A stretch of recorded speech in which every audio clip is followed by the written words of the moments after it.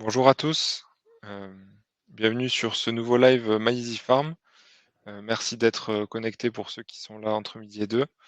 Je vais faire une rapide présentation du coup des intervenants et du sujet du jour, et puis après je laisserai François ici présent présenter la société. Du coup, je suis Thibaut Rouquayrol, responsable des investissements chez WeSeed. Je suis en charge de superviser, on va dire, la collecte MyEasyFarm sur la plateforme. Et avec nous, on a François Thirard, qui est le fondateur et dirigeant de MyEasyFarm, qui va nous présenter aujourd'hui la société et répondre à vos questions, si vous en avez, sur le projet, sur la collecte et sur voilà, enfin, les questions que vous aurez par rapport à la société. François, est-ce que je te laisse présenter. Bien sûr, écoutez, bonjour à tous. Mon nom c'est François Thierard. Je suis le CEO et surtout le fondateur de MyEasyFarm. MyEasyFarm, c'est une société que j'ai créée il y a un peu plus de 7 ans maintenant, qui travaille dans le domaine de l'agriculture numérique. Alors, je ne suis pas forcément issu d'une école d'ingénieur en agriculture, mais je suis issu d'une famille de fabricants de matériel agricole. Mon grand-père, mon père et mon frère fabriquaient des matériels agricoles près de Reims, dans la Marne. Et à l'origine, moi, je travaillais dans le domaine de l'industrie 4.0, c'est-à-dire l'utilisation des données numériques dans le domaine industriel. Et en parlant avec mon frère, j'ai eu l'idée, il y a 7 ans, de développer une plateforme pour utiliser les données numériques dans le domaine de l'agriculture. Alors, ça rejoint, je vais vous partager des slides, ce sera plus réaliste.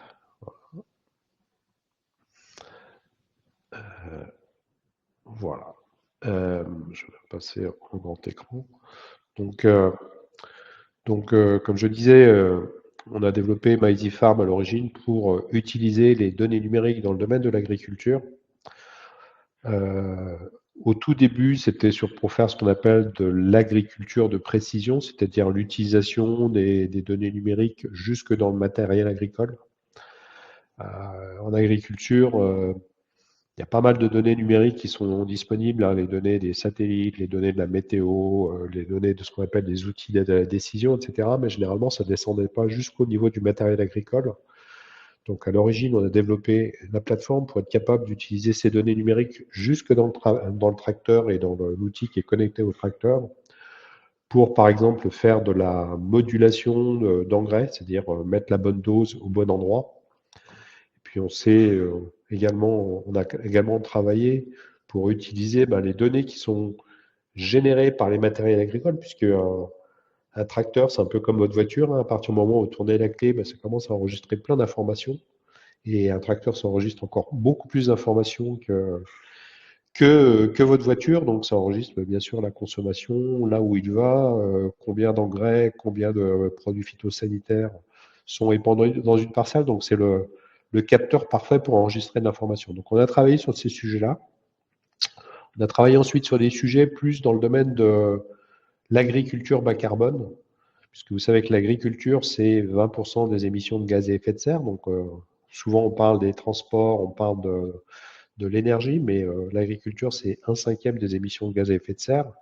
Donc ça, c'est la mauvaise nouvelle. La bonne nouvelle, c'est que si les agriculteurs changeaient la manière dont ils cultivent le blé, les betteraves, etc., ils pourraient réduire notablement ces émissions, soit en stockant plus de carbone dans le sol, parce que le sol, c'est un puits naturel potentiel de stockage de carbone, soit en réduisant leurs émissions de gaz à effet de serre. Donc on a travaillé sur ces sujets de l'agriculture bas carbone et encore plus récemment, on a travaillé sur ce qu'on appelle l'agriculture régénératrice.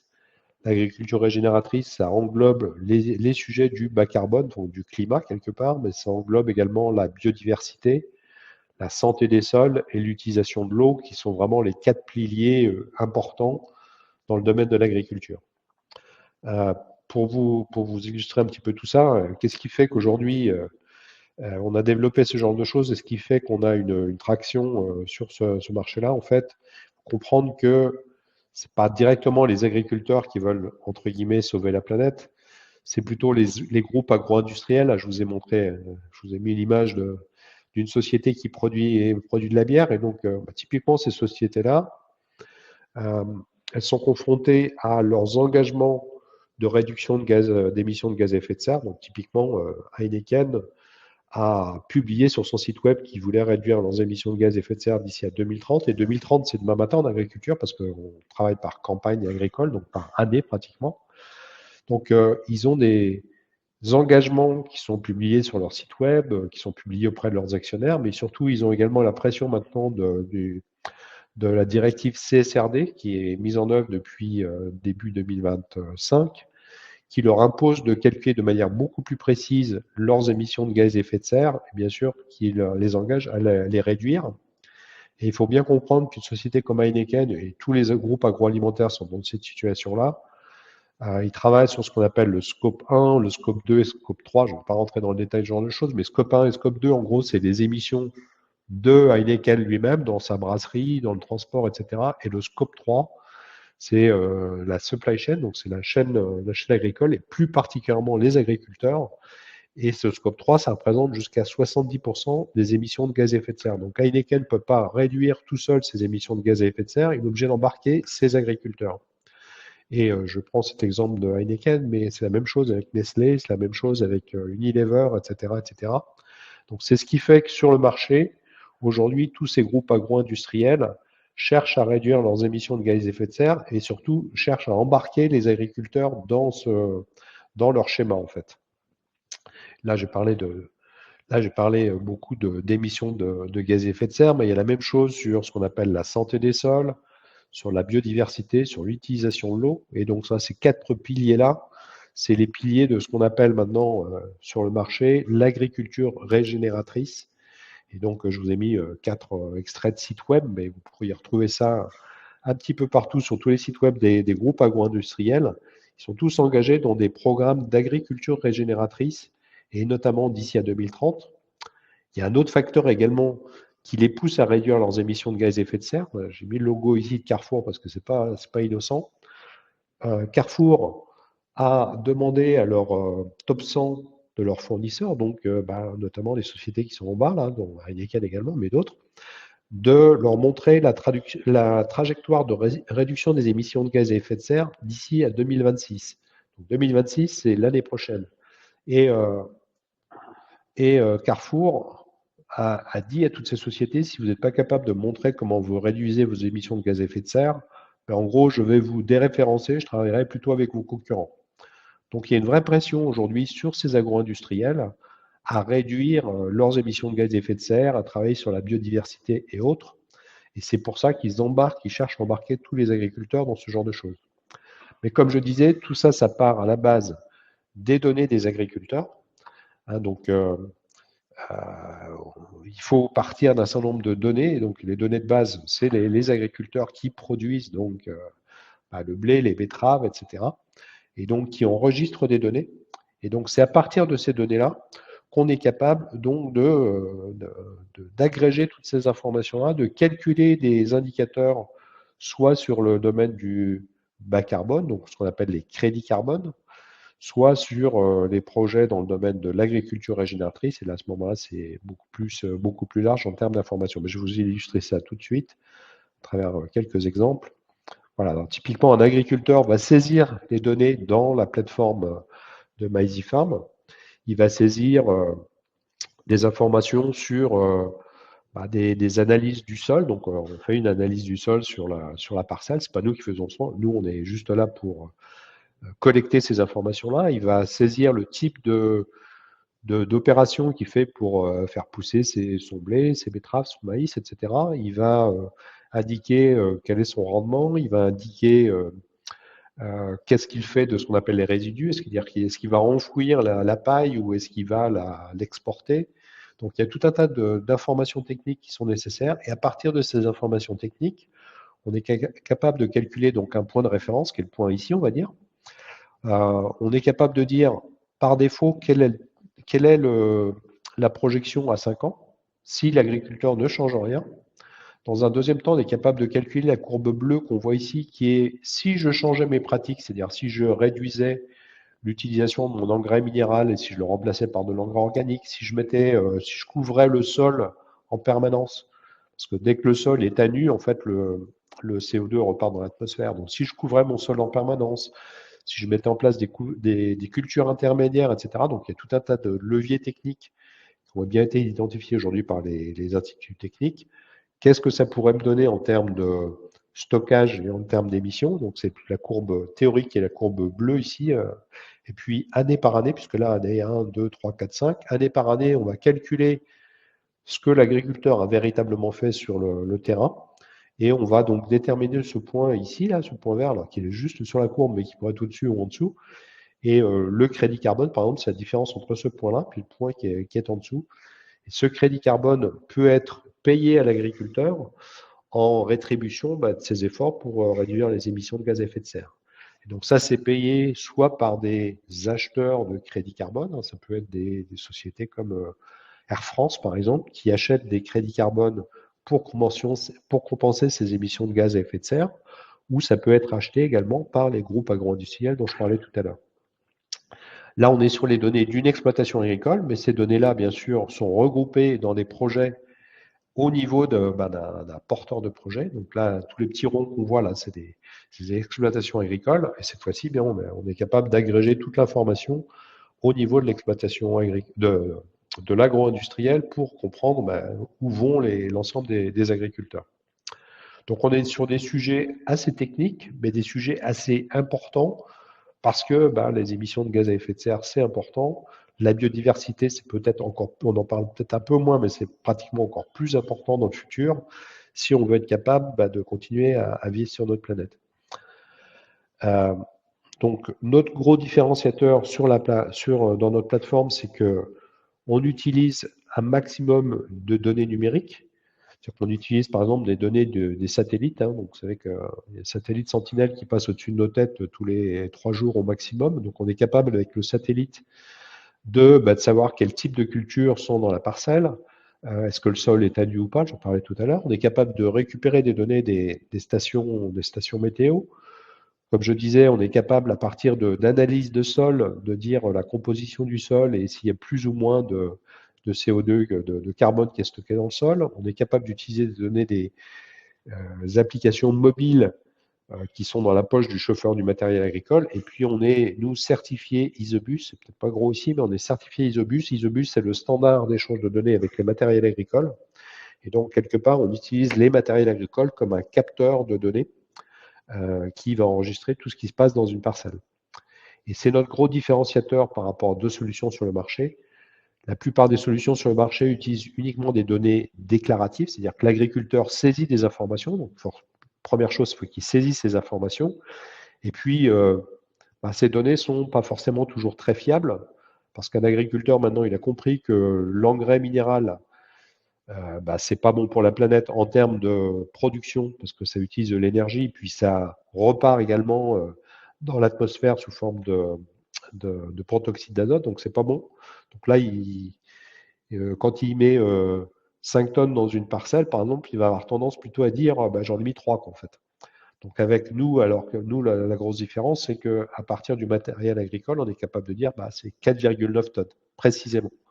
Et donc ça, c'est apprécié par les acheteurs de crédit carbone ou les groupes agro-industriels pour avoir des données précises qui permettent de générer des indicateurs fiables et vérifiables. Comme je disais au départ, on a travaillé à la base sur de l'agriculture de précision, donc sur la capacité à comprendre ce qui se passe à l'intérieur d'une parcelle.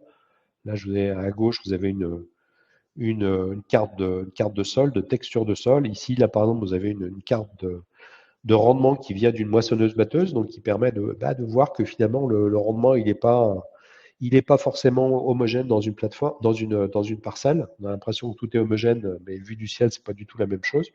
Donc toutes ces informations-là, on est capable de les capter dans notre plateforme. On a donc créé cette société en 2017.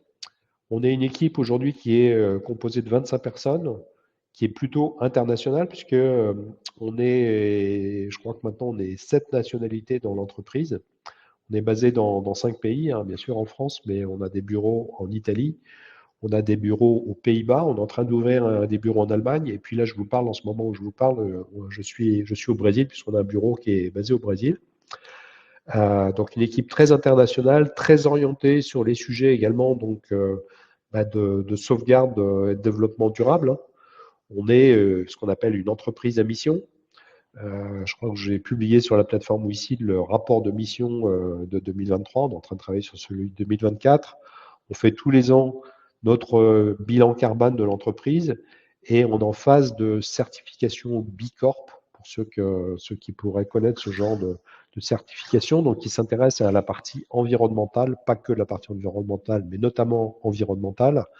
Donc c'est quelque chose qui nous tient beaucoup à cœur. Et si vous investissez chez MyZeefarm, quelque part, vous donnerez du sens à votre investissement. Aujourd'hui, on travaille avec plus de 10 000 agriculteurs qui sont en Europe, mais également au Brésil. On travaille avec une trentaine de coopératives agricoles ou une trentaine d'agro-industriels. Je vais vous montrer quelques exemples juste après. On fait plus de 50% de notre chiffre à l'international. Et juste pour la France, parce que là, c'est quelque chose qui est mesurable par rapport au label bas carbone, on a fait éviter plus de 220 000 tonnes de CO2 en 2024 à travers le label bas carbone. Le label bas carbone, c'est le label qui a été développé par le ministère de la Transition écologique qui permet de certifier des projets dans le domaine de l'agriculture. Donc, vous voyez qu'on est vraiment engagé sur ces sujets. Comme je disais, donc on a trois solutions. On a commencé par la droite, par l'agriculture de précision. On est allé ensuite sur l'agriculture bas carbone et maintenant on est également sur l'agriculture régénératrice. Mais tout ça, c'est trois solutions qui sont embarquées dans une seule plateforme. Euh, et probablement que la plus grosse croissance actuellement, c'est du côté de l'agriculture régénératrice. Mais on a toujours l'agriculture de précision représente encore une quarantaine de pourcents de notre business et est toujours en train de croître. L'agriculture bas carbone également est en train de croître. Quelques exemples, je vais passer ça rapidement. Donc, on ne travaille pas, nous, directement avec les agriculteurs, mais on travaille plutôt du haut vers le bas, c'est-à-dire les agro-industriels utilisent ou les coopératives utilisent nos outils et travaillent en direct avec les agriculteurs. On travaille ensuite également avec des prescripteurs qui sont souvent des sociétés de consulting qui permettent donc d'engager ces groupes agro-industriels. Les projets démarrent souvent par des projets pilotes et puis ensuite, je vous montrerai des exemples de projets à grande échelle sur le sujet. En agriculture régénératrice, on peut citer un certain nombre de grands noms aujourd'hui qui utilisent notre solution. Hein. Je n'ai pas le droit de citer la société avec une étoile là-bas, mais vous l'aurez reconnu. On travaille dans le domaine, par exemple, du sucre avec Saint-Louis Sucre ou avec Cristal-Union en France. On travaille avec le groupe Mars. On travaille avec Givaudan, on travaille avec PepsiCo. Par exemple, ici au Brésil, on travaille avec PepsiCo sur des sujets de suivi de l'agriculture régénératrice autour de la pomme de terre. On travaille avec Danone, on travaille avec Unilever, etc., etc. Donc, on travaille avec des grands noms des groupes agro-industriels qui ensuite engagent leurs agriculteurs. Quelques partenaires avec lesquels on travaille. Des exemples. Par exemple, on a travaillé avec Saint-Louis Sucre en France, qui est un des 3 producteurs de sucre en France, qui fait partie du groupe allemand Südzucker. On a démarré en 2024 avec une soixantaine de fermes pour suivre les indicateurs qui sont indiqués ici. Cette année, donc, le projet est étendu à 250 fermes avec un engagement sur 3 ans. Et on est également en train d'approcher le groupe en Allemagne, le groupe société mère, donc le Südzucker. Un autre exemple avec le groupe Mars, où on a démarré avec une cinquantaine de fermes en Pologne pour suivre les émissions de gaz à effet de serre autour de l'utilisation du blé et l'utilisation de l'orge sur un certain nombre d'indicateurs qui sont, je ne veux pas rentrer dans le détail de ce genre de choses, mais des indicateurs qu'on voit ici sur la colonne ici, donc la partie CO2, la partie santé du sol, etc., etc. Encore un autre, justement, ce producteur de bière, je n'ai pas le droit de citer, mais on travaille avec eux à l'origine on avait travaillé avec eux sur une cinquantaine d'exploitations agricoles. Le projet était étendu fin 2024 et on travaille maintenant sur une trentaine de fournisseurs internationaux avec 300 fermes. Et ça permet donc à ce groupe donc de suivre la réduction de leurs émissions de gaz à effet de serre à travers leurs agriculteurs. Dans le domaine de l'agriculture bas carbone, on travaille soit en direct avec des coopératives, soit à travers ce qu'on appelle des porteurs de projets bas carbone. On travaille, comme je disais, on était la première plateforme à être certifiée sur le label bas carbone en France, mais on travaille sur des méthodologies internationales comme la méthodologie Vera. On travaille, par exemple, Anthesis, c'est en Afrique du Sud, Minerva Food, c'est au Brésil, Régénération, c'est en France, etc., etc. Donc, vous reconnaissez peut-être le nom de coopératives avec lesquelles on travaille. Donc, on a des projets vraiment très divers sur le sujet. Juste un exemple avec Cristal Union que je vais citer ici. Pourquoi? Parce que Cristal Union, aujourd'hui, c'est le plus gros projet sur lequel on travaille. Donc, on travaille cette fois-ci avec 8000 exploitations agricoles sur 150 000 hectares. Et donc, on a été capable de collecter les données de ces 8000 exploitations agricoles pour suivre la réduction d'émissions de gaz à effet de serre de Cristal Union. Donc ça, c'est un des plus gros projets sur lesquels on travaille. Et je peux vous dire que au niveau européen ou peut-être même international, il y a peu de projets qui sont aussi larges que ça. Donc, ce qui prouve que notre plateforme est véritablement prête pour travailler sur des projets de grande taille. Un exemple très rapide du projet brésilien dont je parlais tout à l'heure. Très rapidement, la partie agriculture de précision, donc connectée, comme je disais, avec tous les matériels agricoles. On travaille un petit peu dans le domaine de la viticulture avec le fabricant français Pellinck. On est certifié depuis l'origine sur le format Isobus. On travaille à la fois avec les agriculteurs, mais avec les entreprises de travaux agricoles. Donc, on a vraiment une forte expertise sur ce genre de choses. Et surtout, ces données-là sont des données de base qu'on utilise donc ensuite pour la partie agriculture bas carbone ou agriculture régénératrice. C'est le moment de l'intelligence artificielle en France actuellement, hier et aujourd'hui, mais bon, c'est pas pour ça que je vous ai mis spécifiquement ce slide-là, mais nous, on travaille déjà depuis un petit moment dans le domaine de l'intelligence artificielle. Hein. On travaille en partenariat avec Microsoft, qui est un gros fournisseur de solutions dans ce domaine-là. On a fait déjà partie de plusieurs hackathons dans le domaine. On a un projet collaboratif avec l'Université de Reims-Champagne-Ardenne sur le sujet. Et puis, on accueille également en partenariat avec une université spécifiquement dans le domaine de l'intelligence artificielle basée à Paris.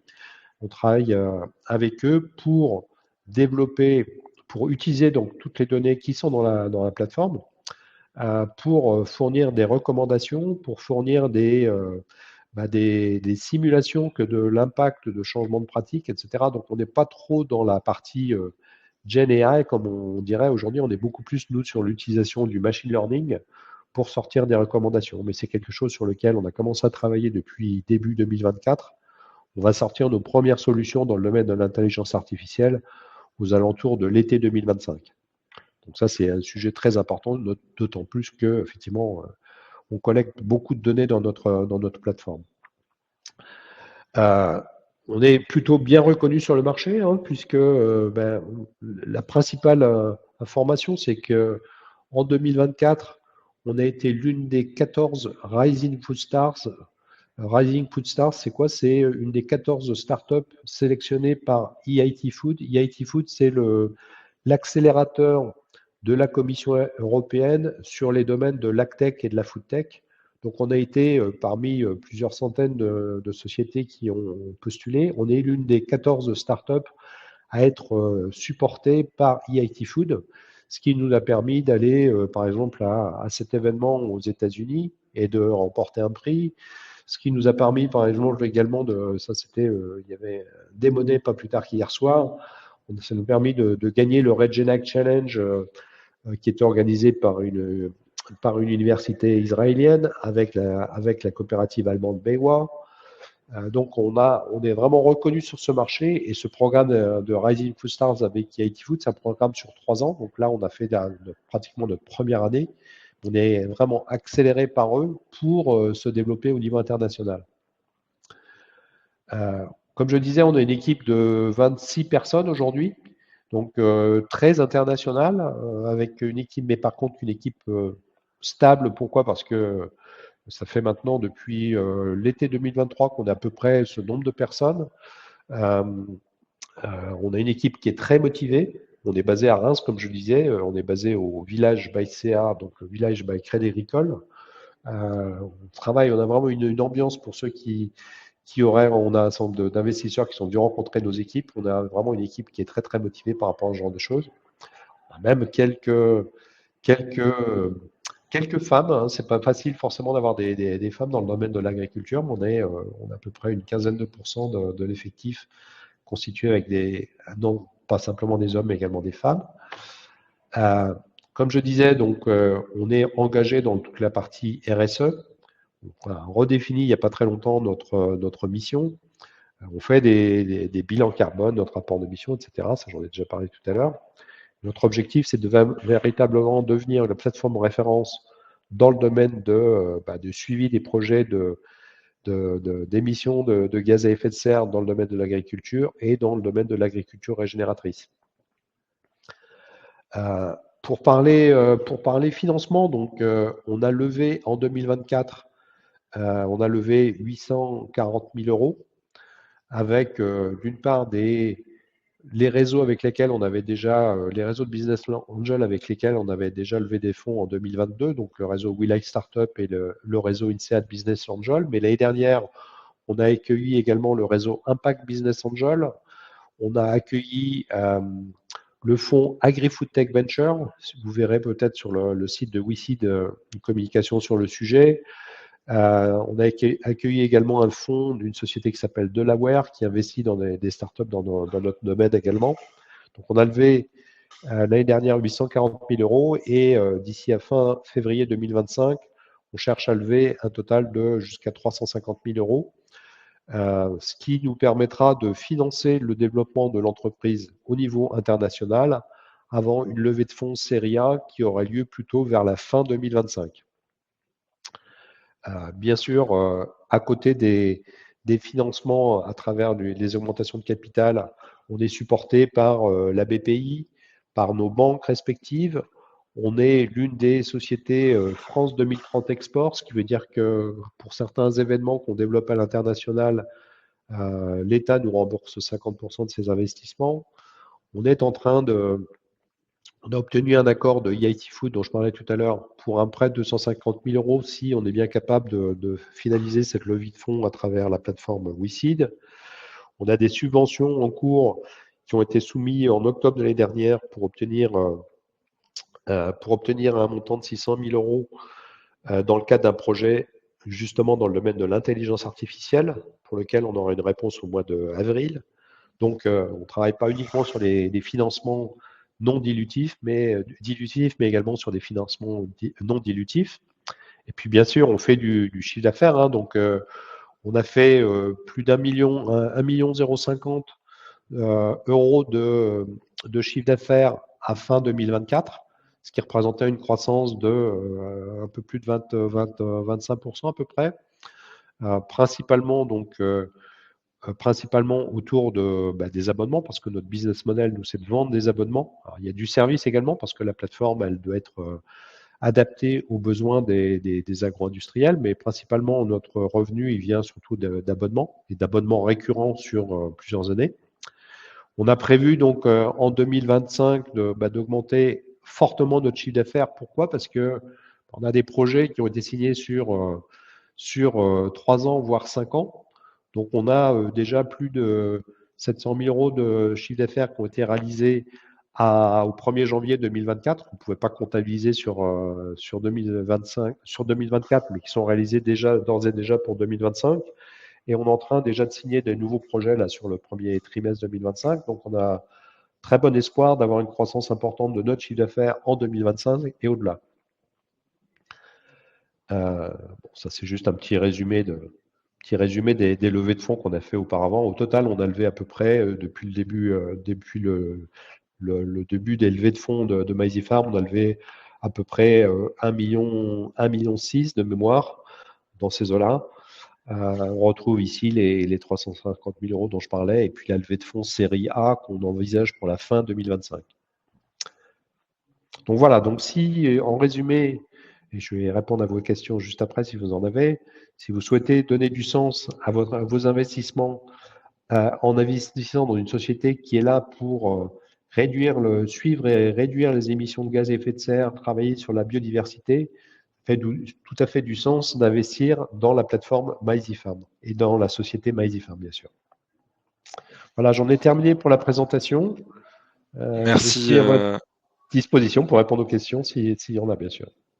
parfait. Merci Là, François. arrêtez de partager. Oui, tu peux couper le partage. Merci François pour la présentation. C'était clair et ça donne aussi un angle un peu différent que le premier live qu'on avait fait. N'hésitez pas à poser vos questions sur le projet si vous en avez. Il y a, voilà, il y a soit dans le chat, soit dans l'onglet prévu à cet effet. Moi, je vais commencer par en poser, François. J'ai apprécié le fait que tu montres en début de présentation les exemples concrets du logiciel sur comment il pouvait être utilisé par les agro-industriels et par les agriculteurs. C'est quelque chose qu'on n'avait pas forcément dans le premier live. Je me posais une question sur le business model en lui-même. Tu nous l'as montré sur la slide du go-to-market avec une approche plutôt top-down où tes clients principaux sont les agro-industriels. Je voulais savoir si c'était le cas sur les 3 solutions que vous avez, ou est-ce que c'est plutôt la solution d'agriculture régénératrice, effectivement, ça va plus intéresser les agro-industriels de leur côté, et du coup, ce seraient eux tes clients, et puis les agriculteurs ont juste l'utilisation de la plateforme. Est-ce que pour l'agriculture de précision, c'est différent? Enfin voilà, c'était un peu sur cette partie du business model-là que j'avais des questions. D'accord. Bah, écoute, merci pour ta question. Donc, selon les solutions, et quand on a démarré à l'origine avec l'agriculture de précision, là, nos clients de base, c'était les agriculteurs. Et là, on a toujours d'ailleurs des agriculteurs qui nous achètent des abonnements. Un abonnement d'agriculture de précision, ça coûte dans les ça coûte précisément 470 € par an pour une exploitation de moins de 500 hectares, donc typiquement les exploitations qu'on voit en Europe. Et on a des agriculteurs qui achètent la plateforme, enfin l'abonnement annuel, c'est toujours des abonnements annuels, on ne vend pas en dessous d'un an, en direct. On a également des distributeurs pour ces solutions-là, typiquement des concessionnaires de matériel agricole, des coopératives qui touchent en direct les agriculteurs et qui sont nos distributeurs et qui on donne une marge au passage. Pour les sujets d'agriculture bas carbone, cette fois-ci, là, on ne traite pas directement avec les agriculteurs parce que ce n'est pas nous-mêmes qui montons les projets, c'est ce qu'on appelle des porteurs, des développeurs de projets bas carbone. Hein. Donc, ça peut être vous avez vu tout à l'heure quelques logos, hein, c'était des sociétés comme, par exemple, en France, Carbon Farmers, Resoil, des sociétés comme ça, ou des coopératives qui regroupent leurs agriculteurs pour monter des projets bas carbone.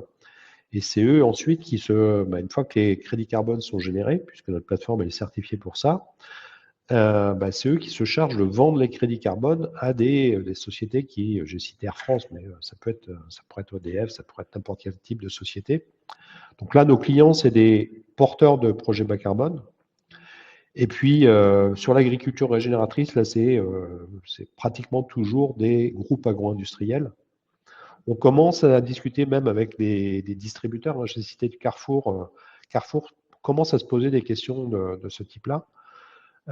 Et on n'est pas en relation avec les consommateurs, hein, c'est pas notre métier. Mais par exemple, on est en discussion actuellement pour intégrer pour ceux qui connaîtraient, le Planet Score. Le Planet Score, c'est un score ABCDE qui est sur le paquet de gâteaux ou qui est sur un ensemble de produits finaux, qui permet de mesurer l'impact de la production, de la fabrication de ce produit final que nous, on consomme. Donc, on est en train d'intégrer ce genre de choses. D'ailleurs, il y aura une conférence à ce sujet-là à l'occasion de la coopérative, du salon de l'agriculture. Je crois que c'est le vendredi matin avec un de nos partenaires. Bon, donc, notre business model, il est différent selon les différentes offres. Clairement, ce qui se développe le plus actuellement, c'est l'agriculture régénératrice. Pourquoi? Parce qu'il y a une vraie pression sur les agro-industriels pour aller dans cette direction-là, en fait. Et en termes de business model, pour expliquer, donc nous, vous l'avez vu rapidement tout à l'heure, nous, ce qu'on vend, c'est des abonnements annuels. Donc, quand on travaille, par exemple, avec Mars, Mars nous achète des abonnements annuels pour ces agriculteurs. Ce n'est même pas des abonnements annuels, c'est des abonnements sur 5 ans, parce que ces projets-là, ce n'est pas des années, c'est pas des projets uniquement sur une année, hein. C'est des projets moyen terme. Donc, ils nous achètent des abonnements sur 5 ans pour un certain nombre d'exploitations agricoles.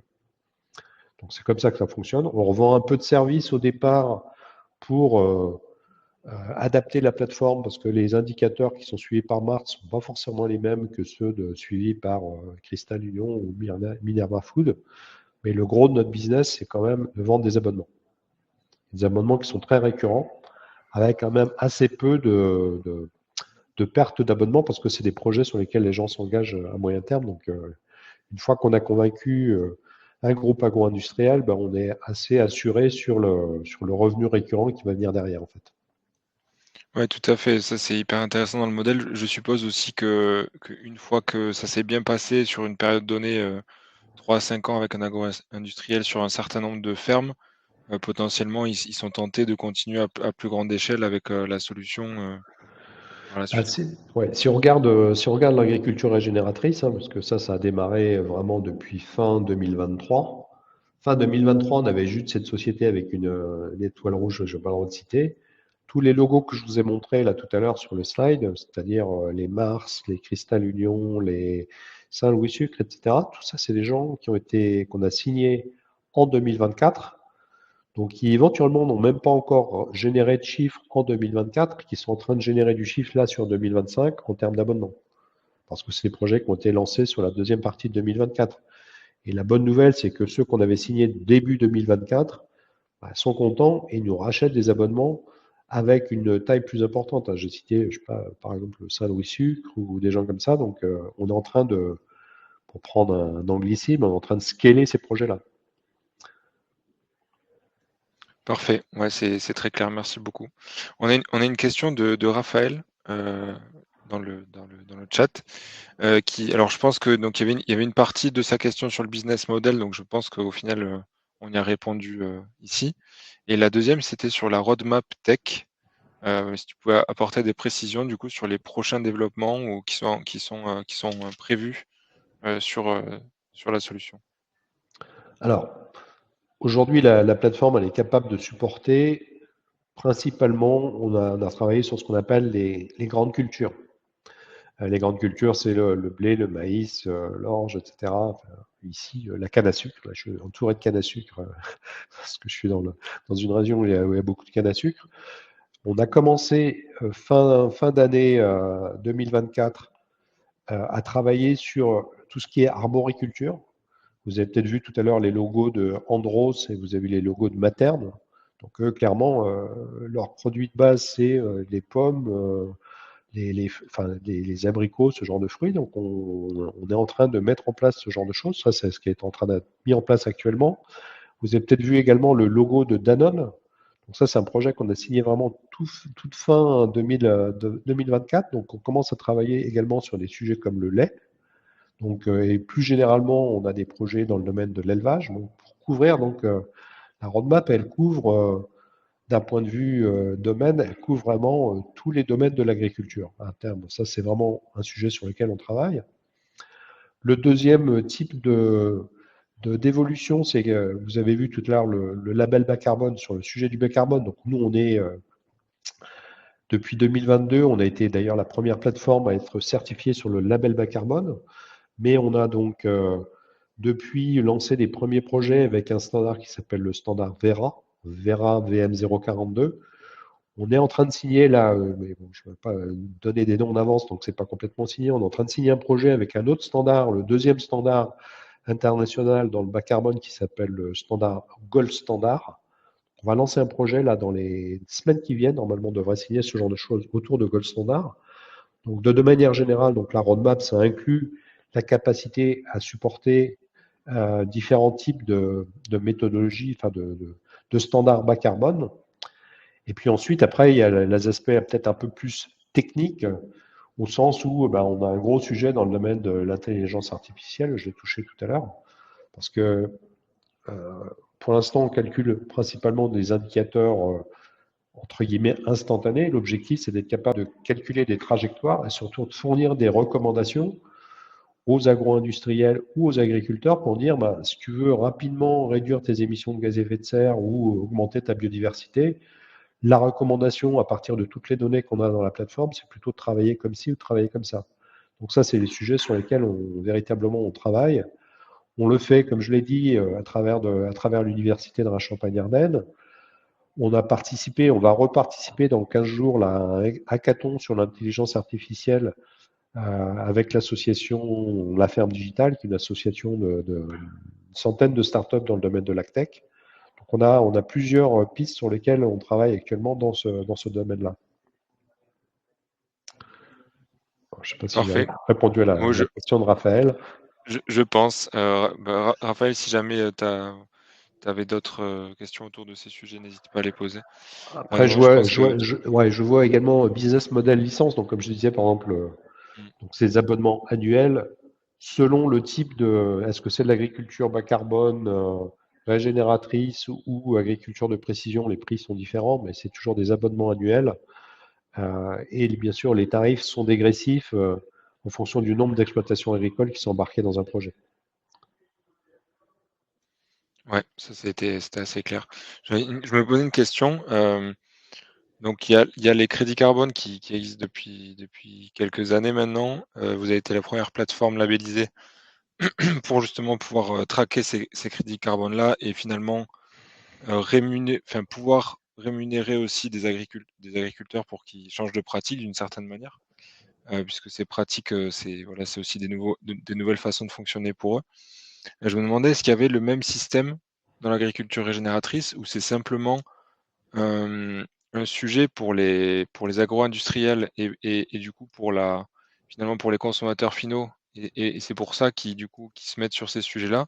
Ou est-ce qu'il y aurait aussi un système de compensation pour les agriculteurs qui adopteraient des pratiques pardon, d'agriculture régénératrice? Alors, bah, les agriculteurs, de manière générale, ils sont prêts à sauver la planète. Enfin, ils sont très conscients que l'agriculture intensive telle qu'ils l'ont pratiquée pendant les 50 dernières années, c'est pas la meilleure des agricultures. Donc, ils sont très conscients de ça. Et par contre, effectivement, ils ont besoin de financement pour faire ce genre de choses, parce que aller vers l'agriculture régénératrice, à moyen terme, ça permet d'être peut-être même plus profitable que la manière dont ils travaillent aujourd'hui, mais simplement, il faut qu'ils investissent au départ pour faire ce genre de choses. Alors donc aujourd'hui, il y a la politique agricole commune qui leur permet de toucher des subventions et un certain nombre de choses comme ça, mais aujourd'hui, un agriculteur tout seul dans son petit coin pourrait pas faire ce genre de choses parce qu'il a besoin de financer, il y a une éventuelle perte de rendement au départ qui doit être compensée par d'autres choses. Donc il y a forcément besoin d'un financement et très franchement, le meilleur financement pour l'instant, c'est le financement qui peut venir des agro-industriels parce que eux, ils sont tout à fait intéressés pour faire ce genre de choses. Je prends toujours l'exemple de Cristal-Union. Donc, je ne sais pas si vous le savez, mais avec la betterave sucrière, on fait deux choses. On fait du sucre que vous trouvez dans les supermarchés que vous achetez. Et bon, le prix du sucre n'est pas très très élevé. Et éventuellement, c'est pas là où il y a une grosse compensation. Mais la betterave, ça sert également à faire de l'alcool.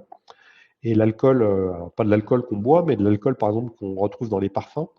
Donc, mesdames, si vous êtes en ligne, bah, le parfum que vous portez sur vous, il a été fait à partir d'alcool de betterave. Et Cristal Union demande des primes à, je sais pas, à Christian Dior ou enfin aux fabricants de parfums parce que l'alcool qui est fourni, c'est de l'alcool entre guillemets bas carbone ou régénératrice. Et ces primes-là que le constructeur, que le pardon, le producteur de parfums va fournir, va être intégralement être reversé aux agriculteurs en fait. Donc il y a une compensation qui vient de ce côté-là. Je pense qu'aujourd'hui, ça va être difficile que les consommateurs, enfin, en tout cas à court terme, ça va être difficile que les consommateurs payent plus cher parce qu'ils vont manger du sucre bas carbone, par exemple, mais on peut commencer à penser à voir ce genre de choses. C'est vraiment une répartition de la valeur entre les uns et les autres, en fait. Oui, ok, je comprends bien. Très clair. On a une question de Martine qui nous demande si tu vois des synergies entre agriculture régénératrice et agriculture de précision, est-ce que les agriculteurs impliqués dans les programmes des agro-industriels pourraient voir l'intérêt de rentrer dans l'agriculture de précision? Enfin voilà, s'il y a des synergies en fait entre les solutions. Alors, pour l'instant, nous, on n'a pas, c'est pas forcément les mêmes agriculteurs, parce que c'est pas les mêmes canaux de distribution chez nous, donc on a une intersection entre les deux, je dirais quelque part. Mais de toute manière, c'est très lié, parce que de toute manière, c'est les mêmes données, c'est les mêmes. Si un agriculteur veut réduire par exemple, son utilisation d'engrais, ben, il est quelque part obligé d'aller dans le domaine de l'agriculture de précision. Parce que si l'agriculture de précision, c'est un moyen de réduire les émissions de gaz à effet de serre parce que ça permet de réduire les quantités d'engrais qui sont utilisés. Bon, les produits phytosanitaires, ça n'a pas d'impact sur le bas carbone, mais c'est un gros impact dans le domaine de la biodiversité, par exemple. Donc tout ça, c'est lié en fait, hein. C'est pour ça que tout ça, c'est dans une seule plateforme. Bon, nous, on a la chance d'avoir démarré par ce sujet de l'agriculture de précision, de bien maîtriser justement les échanges de données avec les matériels, etc. Ce qui n'est pas le cas de nos concurrents. Nos concurrents ont souvent développé des plateformes avec éventuellement de la donnée satellite, mais ils n'ont pas cette capacité à aller chercher de la donnée des matériels agricoles. Donc ça, c'est vraiment notre gros différenciateur sur le marché. Mais clairement, il y a un lien entre les deux sujets. Parfait, merci pour la réponse. Raphaël qui a posé de nouvelles questions. La première, c'est en rebondissant sur la question d'avant, c'était quel développement prévu avec l'IA sur la partie tech? Donc, je ne sais pas si c'est voilà, une question pour rentrer plus dans les détails sur ces sujets-là. Et l'autre, c'est la part du chiffre d'affaires dans, dans les chiffres de Maïs Farm aujourd'hui, la part du chiffre d'affaires versus les subventions publiques pour se financer. Alors, si je réponds par la deuxième, je commence par la deuxième question. Donc, le chiffre d'affaires 2024, c'était 1,050 million, à peu de choses près. Qu'est-ce qu'on a touché comme subvention en 2024? Je crois que ça devait représenter 90 000 euros, quelque chose comme ça, de subvention. Donc, on vit pas de subventions. Et puis, comme vous le savez, comme vous savez tous, les subventions ne vont pas forcément aller en augmentant dans le futur. Euh, on vit principalement de chiffre d'affaires. D'ailleurs, j'ai oublié de le dire, mais notre objectif sur le budget 2025, c'est de commencer à être rentable d'ici à la fin de l'année 2025. Non pas sur l'ensemble de l'année 2025, mais sur le dernier trimestre de l'année 2025, de commencer à générer des chiffres positifs. Donc, c'est pas pour ça qu'on va pas se priver. Si on peut obtenir, je parlais tout à l'heure d'une subvention IDEMO, pour lequel on a monté un dossier au mois d'octobre l'année dernière. On aura une réponse là dans la fin du premier trimestre, je l'espère. C'est drivé par la BPI. BPI m'a dit, bah, je suis pas sûr que vous aurez les 600 000 euros parce que les 600 000 euros, il y a des restrictions un peu partout au niveau de l'État français. Donc, on en aura peut-être une partie. Ces 600 000 euros, c'est sur une durée de 3 ans. Mais clairement, notre objectif n'est pas de vivre des subventions. Notre objectif, c'est vraiment de se développer d'un point de vue chiffre d'affaires, en fait. Oui, d'ailleurs, ça se confirme en tout cas avec l'évolution du chiffre d'affaires qu'il y a eu sur les dernières années au niveau de la société. Du- Ouais, Après, il y avait une autre question de Raphaël. je suis en direct les questions de Raphaël également. Voilà, sur le ticket d'entrée, donc peut-être que je peux répondre sur cette partie-là, le ticket d'entrée de l'investissement, le ROI à moyen long terme, le board. Alors le board, François, je te laisserai répondre. Pour le ticket d'entrée, du coup, sur cette opération-là chez WeSeed, il est à partir de 100 euros. Donc voilà, toutes les collectes qui sont sur WeSeed ont un ticket d'entrée à partir de 100 euros et c'est par tranche de 100. Donc voilà, c'est 100 euros et ça peut aller jusqu'à 100 000. En termes de ROI, alors c'est toujours un petit peu compliqué de viser des ROI quand on présente un projet comme celui-là, parce qu'il y a plein de facteurs qui vont rentrer en jeu en cours d'investissement. Notamment pareil sur l'horizon de sortie, on peut avoir des plans aujourd'hui, peut-être François pourra détailler, ou des idées sur comment on envisage la sortie pour les investisseurs et pour les WeSeeders dans quelques années. Maintenant, c'est dur de s'engager sur un ROI, étant donné que c'est un investissement dans une startup qui n'est pas un investissement liquide et, et où il y a plein de facteurs qui peuvent changer en cours de route. Alors, si je peux ajouter là-dessus, en termes de sortie, parce que moi, je suis plus je suis un mode assez international. Vous savez, qu'aux États-Unis, quand quelqu'un monte une start-up, il pense déjà à l'exit. Alors, c'est peut-être un peu moins le cas en Europe.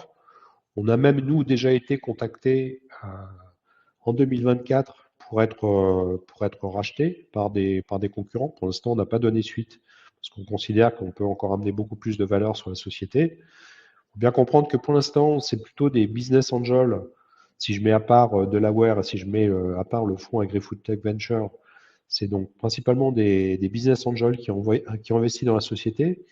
Comme je le disais tout à l'heure, il est prévu de faire une série A fin 2025 et éventuellement une série B un peu plus tard encore pour continuer à se développer international. Ça peut être également une manière de sortie parce que notre cap table aujourd'hui elle est quand même assez longue. Donc ça peut être une sortie également à travers la série A ou la série B. Donc là c'est vraiment de l'assez court terme pour se dire que bah, ça serait une manière de faire sortir une partie des investisseurs initiaux. Donc ça peut être une sortie. La deuxième sortie, clairement, ce sera par le rachat de la société à moyen terme, et on a, comme je le disais, on a des pistes par des concurrents qui sont venus nous voir par rapport à ce genre de choses. Il y a des groupes agro-industriels, des groupes agrochimiques, hein, des gens comme Bayer, des gens comme Syngenta, etc., qui investissent dans des sociétés comme les nôtres. On voit aussi des constructeurs de matériel agricole qui commencent à s'intéresser à ce genre de choses, hein, des Caisses du Hollande, des John Deere, enfin, vous regarderez la presse par rapport à ce genre de choses, qui prennent des participations, qui carrément rachètent des sociétés dans notre domaine. Donc la sortie, elle est plutôt par ce biais-là. Voilà. Et un élément supplémentaire par rapport à la levée de fonds, c'est que le montant de l'action qu'on vous propose actuellement, c'est le même montant d'action que l'investissement qui a été fait par AgriFood Tech Venture, le fonds allemand AgriFood Tech Venture, au mois de décembre l'année dernière. Et c'est la même valeur par action que ce qui a été fait en termes de levée de fonds avec Impact Business Angel en 2024. Donc, clairement, j'ai même des actionnaires actuels qui me disent, mais il faudra peut-être relever la valeur de l'action. Donc, un petit moment qu'on a commencé à travailler avec WeSeed, donc on a décidé de rester sur cette valeur d'action. Mais clairement, quand on va passer en série A sur la fin de l'année 2025, on va clairement la valeur, alors ce sera une valeur théorique, hein, la valeur de l'action sera probablement beaucoup plus élevée que la valeur actuelle qui vous est proposée.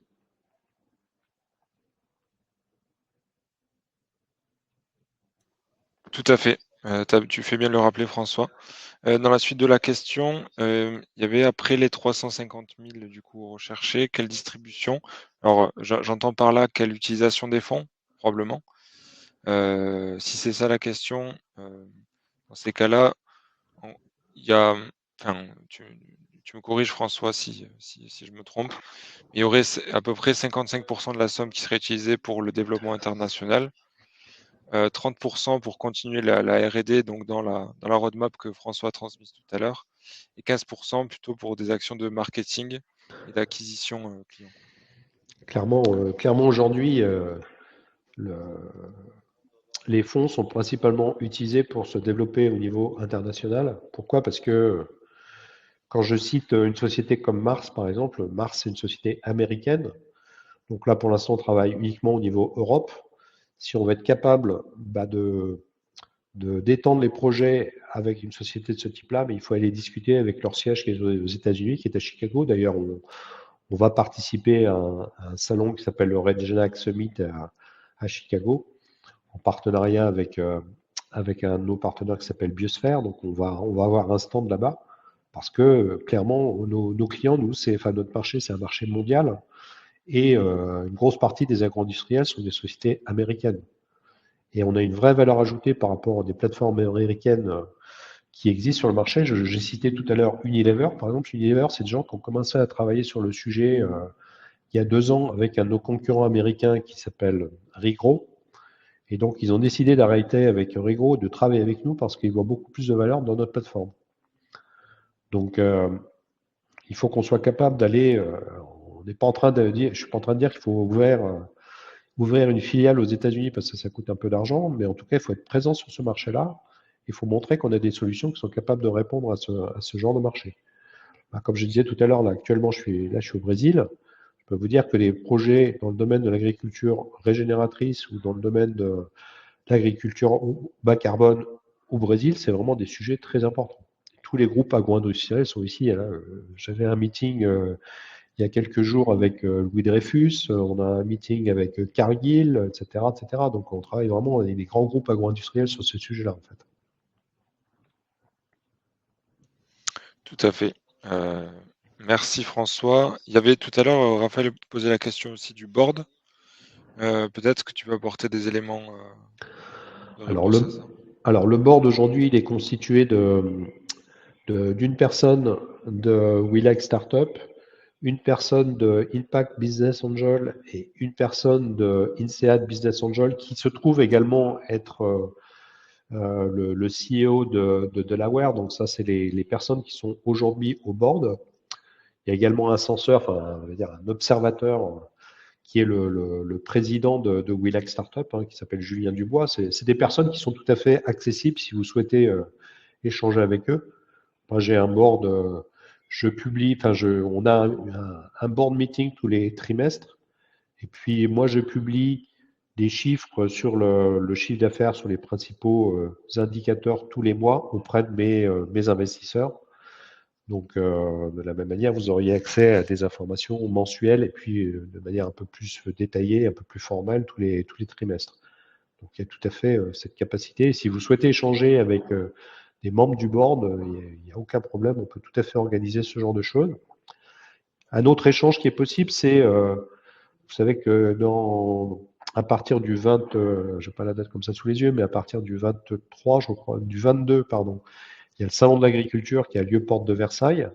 Donc, le salon de l'agriculture, c'est également un salon professionnel. Nous, on a un stand au salon de l'agriculture, justement sur le stand de la ferme digitale.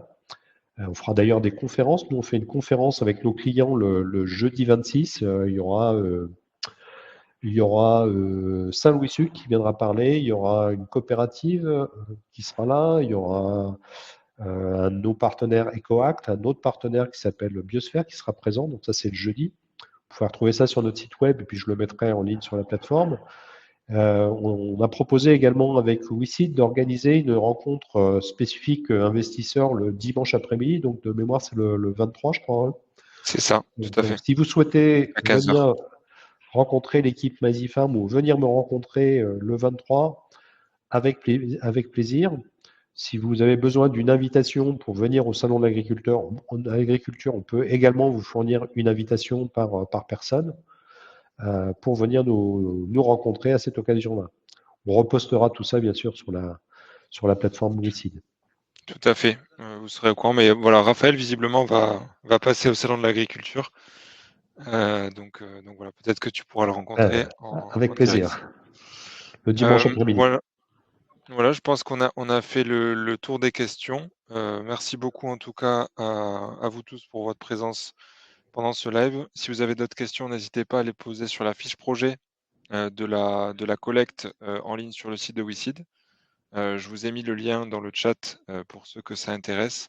Donc voilà, François est toujours réactif pour répondre à vos questions, donc n'hésitez pas à les poser à cet endroit-là. C'est aussi sur la même page que vous pouvez souscrire pour investir dans MyZiFarm et dans ce projet, pour, comme l'a dit François tout à l'heure, faire un investissement, mais voilà, qui a un impact, et qui a un impact concret sur les questions qu'on a vues aujourd'hui. Peut-être François, si tu as un dernier mot à partager à nos décideurs soit qui sont en direct ici, soit qui nous regardent en replay. Tu as tout dit, Thibaut, quelque part. Effectivement, investir dans MyZiFarm, c'est pas juste mettre de l'argent dans un projet, c'est mettre de l'argent avec du sens derrière. Parce que vous l'avez compris, on est là pour aider l'agriculture à aller dans une transition, on va dire, agroécologique quelque part. Donc, on a vraiment du sens par rapport à ça. Et c'est pas juste des mots en l'air, puisqu'on est une entreprise à mission. On fait notre bilan carbone tous les ans. On publie les réductions d'émissions de gaz de nos clients par rapport à ce genre de choses. Donc, c'est vraiment quelque chose qui a du sens en termes d'investissement de venir investir dans MyZeeFarm.